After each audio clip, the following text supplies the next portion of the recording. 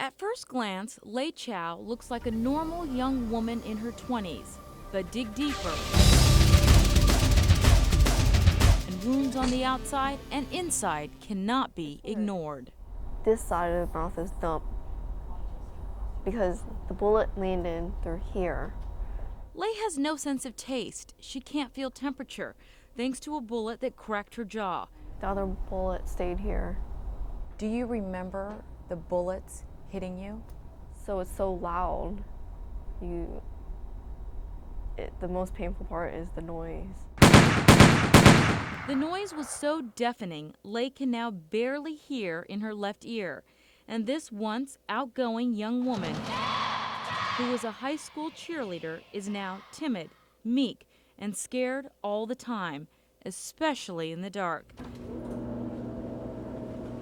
Doctors say she is lucky to be alive. Any one of those bullets could have killed her. Lei doesn't feel so fortunate. Like inside, I feel black. Dead, Lei says. But then she opened up about December 13th, 2001, the day that changed her life.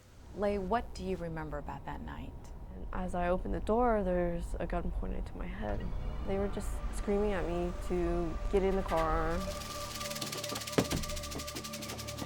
not say anything. So, Lei, 20 years old at the time, did as the attackers asked and got back into her car. 3 men drove her around for 30 minutes, a gun pointed at her the entire time. During that time, what were you thinking about then? Oh my God, when am I gonna die? It's like torture. And then, to her amazement, the car stopped less than 4 miles from her apartment. The 3 suspects brought Lei Chau here to Forest Hills Elementary. They told her to get out of the car and start walking. So she did, and that's when Jabari Armstrong shot her 3 times in the back of the head. The men shot her for $40. As the bullets pierced her body, Lei thought about what she believed would be her final moments. It feels just like what you watch on TV. People think of like flashback of all your life, what you've done, what you could have done, what you want to do, who you love. But it wasn't Lei's time to die. She started to crawl. I heard the lady in the background calling 911, saying, "Oh, there's a girl. I think she was shot." Were you covered in blood, do you remember? Oh, I was covered in blood. It was drenched in blood. All 3 of Lei's abductors were convicted.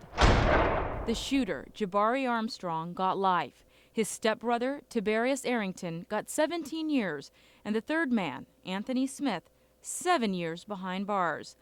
But Lei's case did not end there. Lei sued Remington Apartment Homes. That you honestly believe that they were safe? The apartment could have prevented it. Remington advertised around-the-clock security, lights, and a security gate. But the attackers got in right behind another car. The area around Lei's apartment was dark. Attorney Barry Cohen took on the case. His firm won a nearly $16 million verdict. Remington is appealing. Despite the negligence of the apartment complex, there are some lawmakers who say damages like the amount awarded in this case are simply too high. Some critics argue that it's really the attorneys that benefit from these huge sums of money.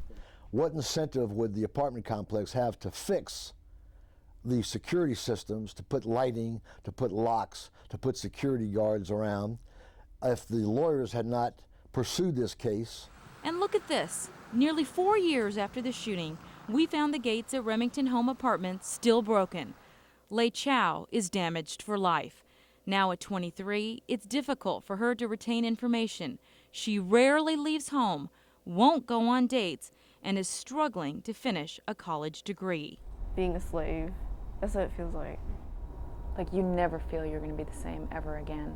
No. A broken gate, a dark driveway, 3 criminals high on drugs, and a person's life changed forever.